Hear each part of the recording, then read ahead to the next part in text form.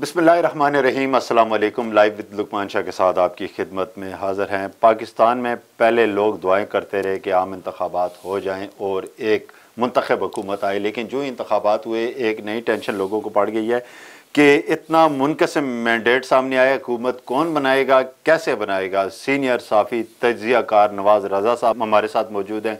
चूँकि नवाज़ शरीफ ने कल एक तकरीर भी कर ली है, जो एक विनिंग तकरीर उन्होंने अपनी तरफ से की है। हाजी नवाज़ रज़ा साहब नून लीग को बहुत कवर करते रहे। इनसे पूछते हैं कि हाजी साहब ये बताएं कि नवाज़ शरीफ ने जो तकरीर की है, पीपल्स पार्टी ने सबसे पहले उस पर तनकीद की कि अभी ज़रूरत नहीं थी तकरीर करने की, पीपल्स पार्टी की तनकीद। फिर पीटीआई ने भी तनकीद की कि उनका हक नहीं बनता था तकरीर का। आप पहले तो ये बताएं कि नवाज़ शरीफ साहब को तकरीर जब 60 सीटें तकरीबन उनके हाथ में आई थी, उनकी तकरीर बनती थी, और अब क्या नवाज़ शरीफ साहब हुकूमत बनाने के लिए किस किस के दरवाजे पे दस्तक देने जा रहे हैं?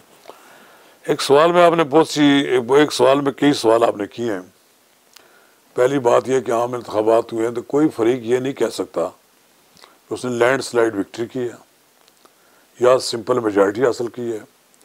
सिंपल मेजॉरिटी के बारे में तो शुरू में तासर यह था कि नहीं होगा। मैं खुद ज़ाती तौर पर 110-115 नशस्तों के समझता था और मेरा ये भी ख्याल था नून लीग के लिए जी मुस्लिम लीग नून के हक़ में आ जाएंगी, लेकिन 85-80 के लगभग कहते थे कि पंजाब से उनको होगी, बाकी मिलाकर दूसरे इधर उधर से। लेकिन देखने कि लैंडस्लाइड विक्ट्री यानी मैंने 70 का इलेक्शन देखा है, आप में से किसी ने नहीं देखा होगा शायद। 70 के इलेक्शन में जुल्फ़िकार अली भुट्टो का एक रेला चला था। अब भी एक इमरान खान के हामियों का एक रेला था। उसके सामने जो जमात बांध लिया जिसने अपनी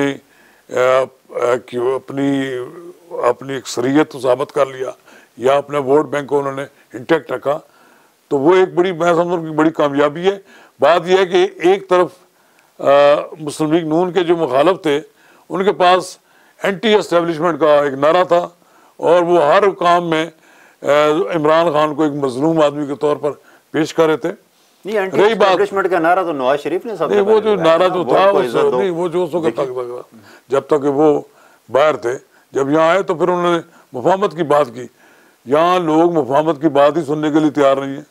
अब बात यह है कि नवाज शरीफ को तकरीर करनी चाहिए नहीं करनी चाहिए, दूसरी बात यह है। फर्ज करें वो सिंपल मेजॉरिटी भी ले जाते तो लोग कहते जी वो देखो इन्होंने तकरीर शुरू कर दिया। ये एक हंग पार्लियामेंट है, ऐसी पार्लियामेंट बहुत कम पहले आई हैं।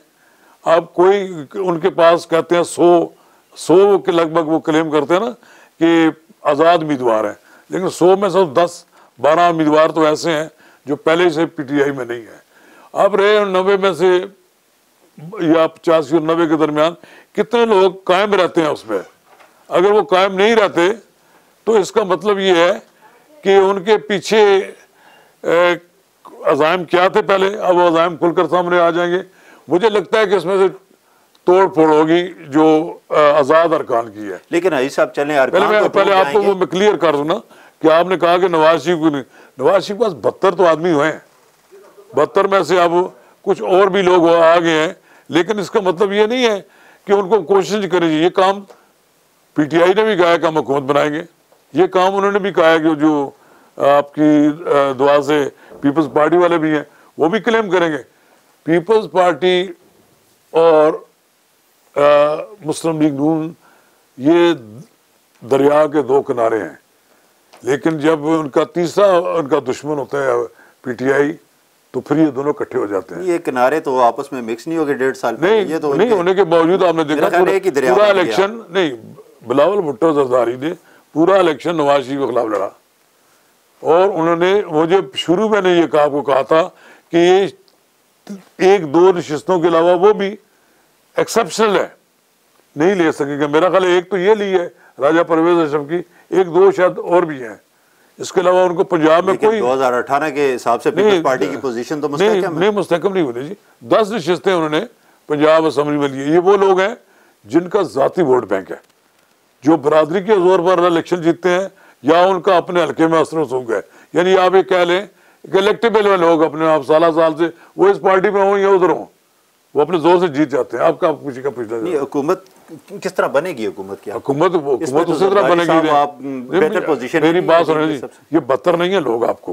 अच्छा, बहुत कम लोगों को इस बात का इल्म है, ये बदतर नहीं है। प्लस इसमें 30 और करें, इसी नशिस्तें आ जाएंगी, प्लस 30 आप और करें, ये फिर क्रॉस कर जाएगी सबको। और पंजाब की जो सीटें 30 हैं, ये 66 है स्पेशल सीट्स, जिसमें से 60 के लगभग 60 नशिस्तें ख्वातीन की, 6 हैं शायद अकलियतों की। जो पंजाब से 30 नशिस्तें हैं, उसमें मुस्लिम लीग नून 29 या 28 नशिस्तें ले जाएगी। वो जो लिस्ट है ना, ऑटोमेटिक उनका नोटिफिकेशन जारी हो जाएगा। लेकिन आई साहब, आप खुद ये देखें ना कि जिस तरह अपोजिशन, यानी कि पीटीआई के हाथ पांव बंधे हुए थे, सारा कुछ था, उसके बावजूद नून लीग वो कामयाबी हासिल नहीं कर सकी जो वो पंजाब से हासिल करती रही है, जो वो मरकज़ में हुकूमत बनाती रही है। चौथी दफ़ा वज़ीर-ए-आज़म बनने नवाज शरीफ साहब जा रहे हैं, लेकिन अवाम ने, आप नहीं समझते कि नून लीग की पॉलिसियों को या नून लीग की जो कारकर्दगी थी 1.5 सालों से मुस्तरद कर दिया? जो नताइज सामने आए उसके मुताबिक तो 100% रद्द नहीं किया ना।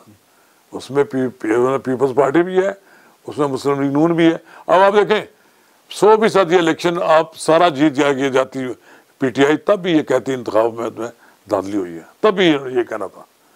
इसलिए कि ये हमारा एक तो रवायत बन गया, जो हार गया है वो तो उसने नताइज तस्लीम नहीं करने।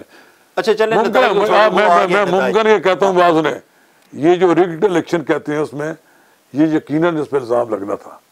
और आप रिग्ड इलेक्शन के बारे में कई जगह पे मुमकिन है ये बात दुरुस्त भी हो, लेकिन मुझे ये बताएं KPK में कहाँ इलेक्शन में रिग्ड हुए, कब पता है आपको? लैंडस्लाइड विक्ट्री है पीटीआई की, तो वहाँ पर भी ऐसे का ऐसा नहीं कर सकते थे। बात ये नवाज शरीफ हार गया। चले हम धांधली का रोना छोड़ देते हैं, साहब धांधली नहीं हुई, बिल्कुल फेयर इलेक्शन। नहीं मैं नहीं कहता, लेकिन जो हम सर्टिफिकेट देने वाले नहीं है। सर्टिफिकेट तो अब अदालतें देगी आखिर में, जहाँ लोग जाएंगे और साबित करेंगे, फॉर्म 45 साबित करेंगे। अब पता नहीं इनमें से कितने लोग जो हैं वो सारे के सारे शामिल ही हो। कल अगर ये फर्ज करें ये जो 100 के लगभग हैं बड़े आपको पारसा नजर आए हैं पीटीआई के, इनमें से मेजॉरिटी चली जाती है मुस्लिम लीग नून में, या एक नई जमात बना लेते हैं और वो मुस्लिम लीग नून की हिमायत करती है, तो फिर आपका क्या? भाई साहब उम्मीदवारों को छोड़ें, आप आवाम को देखें, आवाम किस तरफ खड़ी है, ये तो साफ पता है। आवाम इनको क्या करेंगे? नहीं, जिन्होंने वोट दिया उनको जूते मारेंगे ना। फिर लोग जिन्होंने इस उम्मीद पे वोट दिया कि ये कल हमारी नुमाइंदगी करेंगे। इलेक्शन का बुनियादी मकसद तो आवाम किस तरफ है, वो तो पता चल गया। देखें मेरी बात, चले हम इसको छोड़ते हैं, नताइज भी आ गए। ये बताएं कि जो आने वाले दिन है, जो हुकूमत बनने जा रही है, क्या ऐसी हुकूमत होगी जो कुछ डिलीवर कर पाएगी? बहुत मुश्किलात हैं मेरी बात से। पाकिस्तान की तारीख में दिन ब दिन आने वाला दिन माशी तौर पर मुश्किलात का है। हमने इस मुल्क को चलाने के लिए IMF के सामने खड़े हैं, हाथ बांध कर खड़े हैं, और हाथ बांधने का काम इमरान खान की हुकूमत से शुरू हुआ। ऐसी हमने शराइत मान ली जो नवाज शरीफ माजी में नहीं मानता था। उससे पहले क्या हम पैसे लेके बाहर जाते रहे? पैसा कौन नहीं लेके जाता। अब ये एक IMF को पैसे पाकिस्तान देता है? नहीं, IMF पाकिस्तान को पैसे देता तो वापस भी ले जाना उसका, उनका हक बनता कि नहीं बनता? आपको जितने अरब डॉलर वो देते हैं तो वो उनका आपको वापस लेना उनका हक है ना। यानी सब मांगते ही रहे हैं ना? वो नहीं मानते, नहीं, वो ये कहते हैं कि आपको हमने 10 अरब दिए, ये 10 अरब रुपया आपने कहाँ से इकट्ठा करके हमें देंगे? आप कहते हैं हमने फलां को भी सब्सिडी देनी है, फलां भी सब्सिडी देनी है, फलां सब्सिडीज का एक रिकॉर्ड है ना पाकिस्तान में। वो सब्सिडी देने के बाद फिर कहते हैं आपके पास पैसे ही इकट्ठे नहीं हो गए, साहब हमें दे क्या? वो उनकी डिमांड दुरुस्त है, लेकिन एक बात ये कि हम कंप्रोमाइज करते रहे, इसलिए करते रहे कि हमारे मुल्क में डिफॉल्ट की तरफ जा रहा था पाकिस्तान। मैं कहता हूँ जी हमने दुनिया में अपने आप को डिफॉल्ट से बचा लिया, यही सबसे बड़ी कामयाबी थी। खुदा न खास्ता ये डिफॉल्ट हो जाता, और आइंदा भी हमारा मुल्क जो है डिफॉल्ट से बचने के लिए बहुत सख्त फैसले करने पड़ेगा। उसमें जहाँ हुकूमत को कुछ करना चाहिए वहाँ आवाम को भी दोनों को करना चाहिए। अभी तक तो आवाम पे ही सारे फैसले मुसल्लत किए जा रहे हैं, हुकूमत ने क्या किया? हुकूमत कहाँ से निकालती है? आवाम से लेके देती है। अब एक गरीब बंदा गैस का बिल जब मेरे समेत पाकिस्तान का हर शहरी जो रेहड़ी भी चलाता है अपने हिस्से का टैक्स दे तो इस मुल्क में कोई मसला नहीं जाता। यानी आप समझते हैं कि जो हुकूमत बनने जा रही है उससे आवाम को कोई रिलीफ नहीं रिलीफ देने की कोशिश करेगी। अच्छा। वरना तो वो नहीं चलाएंगे, ज्यादातर नहीं चला सकते। मतलब रिलीफ से बना दिया है कि अपने सोर्स ऑफ अर्निंग बढ़ाएगी जो उससे फिर लोगों को रिलीफ मिल सकेगा। अगर आप ये कहें शाही अखराजात में कमी आएगी, मैं कहता हूँ अब दिन ब दिन तो आखिर यही आ जाएगा अपनी जेब से ही खर्च करें। मैं कहता हूँ किसी वजीर को तनख्वाह नहीं लेनी चाहिए, किसी वजीर को सरकारी गाड़ी इस्तेमाल नहीं करनी चाहिए, किसी वजीर को सरकारी रिहायश गाड़ी लेनी चाहिए। तमाम तरह अखराजात वो वजीर बनकर आए अपनी ज़ात से खर्च करे, जिस तरह के नवाज शरीफ माजी में वजारत उज़्मा की तनख्वाह नहीं लेते रहे, अपने अखराजात नहीं लेते रहे। इसी तरह वजीर आज़म उसका भी 0 पर जाए खर्चा, इसी तरह ईवान सदर का भी जाए, वहाँ शाही खर्चे ना हो कि वहाँ जनाब महफिल लग रही हो। अगर फर्ज करे आज़म अली जरदारी सदर बन जाए तो वहाँ महफिलें लगती रही हो। फर्ज नहीं करे ना, ये कोई आप बनते नहीं देख रहे, फर्ज करे से छोड़े, वो तो बार्गेनिंग, उनकी बार्गेनिंग पावर है। अच्छा, इस पोजीशन में तो जरदारी साहब हैं नहीं, जरदारी साहब एक बड़ी सीट छोड़कर वजीर आजम की सीट के पीछे दौड़ने के बजाय वो दूसरी सीटों के पीछे जाएंगे। सदारत तो उसमें आपको पक्की दिखाई तब मिलेगी सदारत। तो फिर अब बहुत जगह फैसले होने हैं ना, सदारत खाली मिलनी, सदारत मिलेगी तो फिर आप देखें अभी तो सियासतदानों का काम होता है कि जब एक पार्टियां जीतती हैं, क्लेम करते हैं, जोड़ तोड़ होती है। अच्छा, अंदर की आप खबर रखते हैं, रात जो मुलाकात हुई है लाहौर में, उसमें कोई फैसला हुआ है इनका? फैसला तो इकट्ठे जब चलने का फैसला, बिलावल साहब तो कह रहे हैं अभी बात करना कबल वक्त है इलेक्शन, बात नहीं करना। बाप तो उसके बाप ने बात कर दी है ना, जिसका नाम है आसिफ अली जरदारी, पार्टी तो उसकी है ना। बिलावल भुट्टो जरदारी ने अपने फैसला क्या हुआ आपके व्हाट्सएप पे? व्हाट्सएप पे मेरा अपना अंदाजा है कि मुल्क का वजीर आजम नवाज शरीफ होगा। नवाज शरीफ साहब कबूल करेंगे ऐसी पार्लियामेंट? सारी दुनिया करेगी, कैसे नहीं करेगी।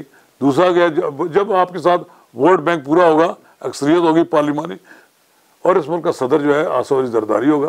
अच्छा, तो आप देखेंगे स्पीकर की सीट ले जाएगी पीपल्स पार्टी। पंजाब में मुस्लिम लीग नून की हुकूमत होगी, KPK में PTI की हमारे याफ्ता लोगों की होगी, सिंध में पीपल्स पार्टी को हो जाएगी। और बलूचिस्तान में ये 3 पार्टियां जीत कर आई हैं ना। अगर मुस्लिम लीग नून और JUI इकट्ठे हो जाए तो पीपल्स पार्टी को अपोजिशन में बैठा देंगे, लेकिन चूंकि ऊपर इनका इत्तेहाद इकट्ठा होगा, ये नीचे भी इकट्ठे हो जाएंगे। ये वहाँ के फैसले भी आपको पता है किस तरह होने हैं, सारी चीजें हो जाएंगी। ये जो लोगों में नहीं, आप क्या समझे, ये जो हुकूमत के जो इत्तेहादी होंगे, ये जो 1.5 साल पहले इनकी जो तनख्वाह लगी थी उसी पे काम करेंगे या तनख्वाह बढ़ेगी? तनख्वाह मैं कहता हूँ कि इनकी तनख्वाह तो बंद हो जानी चाहिए, करप्शन नहीं करनी चाहिए, गुड गवर्नेंस से आज़ार करें।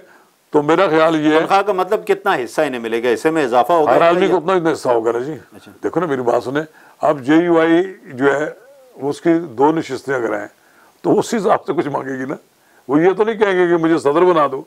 लेकिन PTI को हटाने में JUI का तो अहम किरदार नहीं, PTI को हटाने में नहीं, जब सारे ये नहीं, मुल्क से कुछ बात नहीं, उसका हटाने वो 2 आदमियों का भी बड़ा किरदार था। जो बाप के 4 आदमी थे, वो कहते हैं हम ना होते तो 2 की अक्सरियत ना होती। यानी आप देखें ना, आप मुझे बताएं MKM किधर जाएगी? MKM नवाज शरीफ के साथ जाएगी, कतई नहीं जाएगी पीपल्स पार्टी के साथ। पीपल्स पार्टी के मुकाबले में वो नवाज शरीफ को सपोर्ट करेंगे, और जो नवाज शरीफ की डिमांड होगी उसको मनवाएंगे वो पीपल्स पार्टी से। पीपल्स पार्टी अपोजिशन में जा सकती है? नहीं, कतई नहीं जाएगी, इनकी कभी इनको राशि नहीं आती। अगर गई तो हुकूमत नहीं बन पाई। मैं कहता कि हुकूमत ना बन पाएगा उसका। अच्छा, मैं तो PTI की कहता हुकूमत दे दे, बनाया ये 4 दिन नहीं चला सकेंगे। इनका बाप नहीं चला सका जिसका नाम है इमरान खान, ये कैसे चला लेंगे? ये जो वकील है चला लेंगे, जो अदालतों में केस लड़ते हैं। इनकी तो लॉटरी निकल आई ना लतीफ कोसा की। नून लीग की ये जो हालत बुरी हुई है इलेक्शन में, आप बुरी इसे कह सकते हैं ना, कोई अच्छा रिजल्ट लेके नहीं आई इन हालात में, इसका जिम्मेदार आप नून लीग की मरकजी क़यादत मरियम नवाज़ की पॉलिसियों को समझते हैं? क्योंकि बड़ी सीनियर क़यादत उनसे नाराज़ भी है। मरियम नवाज़ की पॉलिसियाँ हैं या 1.5 साल कारकर्दगी है जो शहबाज शरीफ और उसकी इत्तेहादी हुकूमतों की? इसके कई फैक्टर हैं। अगर इसी पोजीशन में, जिस पोजीशन में इमरान खान है, अगर नवाज शरीफ होता, जेल में होता, बाहर ये जुलूस निकाल रहे होते, तो जो PTI करके बाहर ना गए होते। नहीं, डील तो हर सारे करते रहे। डील छोड़े, डील क्या करी बात बाहर। आप मुझे क्या बीमार नहीं था, इसमें मुझे बताएं नवाज शरीफ बीमार रही है, अब भी बीमार है। ठीक है, इसमें उसकी 75 साल उम्र है माशाल्लाह इस वक्त, लेकिन वो बीमार है।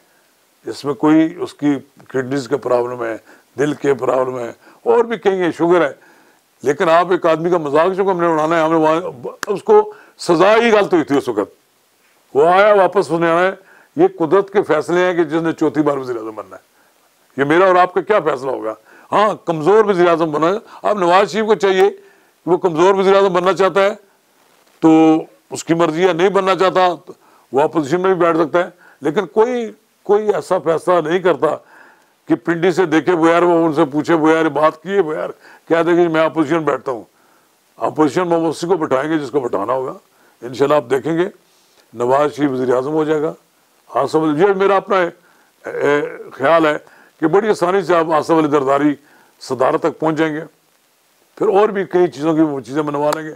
पंजाब में पीपल्स पार्टी की भी सिर नीचा करके मुस्लिम लीग नून से 1-2 नशस्तें वजारत की सिर नीचा, वो तो बेहतरीन बार्गेनिंग, क्या बार्गेनिंग करेंगे? वहाँ तो सिंपल मेजॉरिटी मुस्लिम लीग नून के पास है ना। कहाँ है जी सब? दोनों अभी तक तो सीटें बराबर जा रही हैं। अभी नहीं, मेरी बात सुनो ना, बराबर नहीं ना। उसमें जो आज़ाद मुंतखब हुए, मैंने लिखा कि बहुत से ऐसे भी आज़ाद खान है 15-20 के जो अपने जोर पर जीते हैं, वो सौदेबाजी अपनी अलग करेंगे। अब उन्हें क्या जरूरत है उनके PTI के साथ जाकर मार खाने की? वो तो जनाब कहेंगे मुस्लिम लीग नून की हुकूमत में शामिल हो, अपने इलाके का काम कराओ। ये तो कोई आदमी, अब आप ये आप कहते हैं ना पार्लिमानी निज़ाम हुकूमत में यही होता है, उसमें लोगों की राय से जो लोग मुंतखब हो जाते हैं, अल्टीमेटली फैसला उनके हाथ में चला जाता है। अब वो किधर जाते हैं? अब ये आप कह रहे हैं कि ये लोग वो लोग हैं जो बड़े वफादार मुंतखब होकर आए हैं। वो भी तो वफादार थे ना, जो एक रात के बाद उन्होंने अपने सुबह पता लगा कि माफी मांग कर और प्रेस कॉन्फ्रेंस करके घर चले गए। यही लोग कहने का मुख्तसर ये मकसद आपका ये है कि ये सियासी मंडी पाकिस्तान के नसीब में है, ये लगती रहेगी? नहीं, पाकिस्तान जैसे लोग हैं ना वही लगते रहे, जो जैसे हम लोग हैं, हमसे कोई वो अलग मखलूक नहीं है, या हम उनसे कोई उनसे आला अरफा नहीं है। एक जैसे माशरा है। ये जिस माशरे में जिस मुल्क में वेस्ट मिनिस्टर डेमोक्रेसी मजबूत ना हो, इंडिया में मजबूत है, वहाँ ज़रा मुश्किल है फैसला करना। और बरतानिया जैसे मुल्क में इस सीट से उठकर दूसरी सीट पर जाकर बैठना, वो माशरे में इतना मायूस समझा जाता है कि लोग उसको माफ़ नहीं करते। अच्छा, नवाज शरीफ खुद वज़ीर आज़म है या शहबाज शरीफ है? नहीं, ये भी तो हो सकता है कि नवाज शरीफ खुद वज़ीर आज़म ना बने, ये भी हो सकता है। और फिर मुमकिन इस बात का ज़्यादा है, अगर शहबाज शरीफ वज़ीर आज़म है तो फिर आप तसव्वुर कर लें कि Maryam Nawaz will be chief minister of Punjab.